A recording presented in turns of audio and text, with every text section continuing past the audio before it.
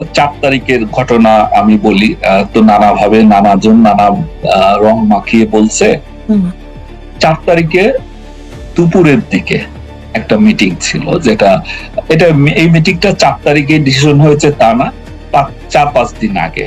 National security sell একটা আছে, সেই ন্যাশনাল সিকিউরিটি সেলের মিটিং মাঝে মাঝে হয় অ্যাজ এন্ড হোয়েন নেসেসারি।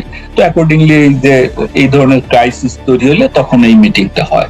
তো 5-7 দিন আগে থেকেই চিঠি দিয়ে এই মিটিংটা ডাকা হয়েছিল এবং ওই দিন একটু দেরিতে শুরু হয় বলে এটা আনুমানিক 12টা 12:30টায় শুরু হয়।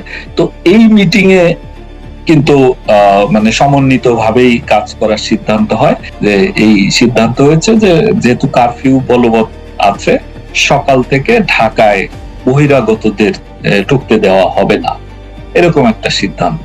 তো সেটাই আবার পরবর্তীতে এইটা সমন্বয়টা কিভাবে হবে, অর্থাৎ ঢাকার এন্ট্রি পয়েন্ট গুলোতে কারা কারা থাকবেন, সেটি অর্থাৎ কোন এন্ট্রি পয়েন্টে কারা নিয়ন্ত্রণ করবেন, সেটির জন্য বলা হয় যে ঠিক আছে, নিজেদের ভিতর একটা সমন্বয় করার জন্য একটা ছোটখাটো মিটিং এর।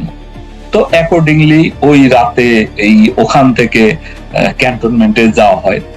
ওই মিটিং, ওখানে আমিও ছিলাম, সেনাবাহিনী 3 বাহিনী প্রধান, অর্থাৎ ওই মিটিং এ যারা ছিলেন তারা সহ। কিন্তু ওখানে যদিও সাবেক ইন্সপেক্টর জেনারেল তার যে কি রাজবন্দির জবানবন্দি দিয়েছেন, এখানে কিছু মিথ্যা কথা আছে। যেমন ওখানে বলেছেন রাজনৈতিক নেতাদের কথা, তারপর শ্রদ্ধেয় শেখ রেহানার কথা বলেছেন, তারা কেউ মিটিং এ ছিলেন না।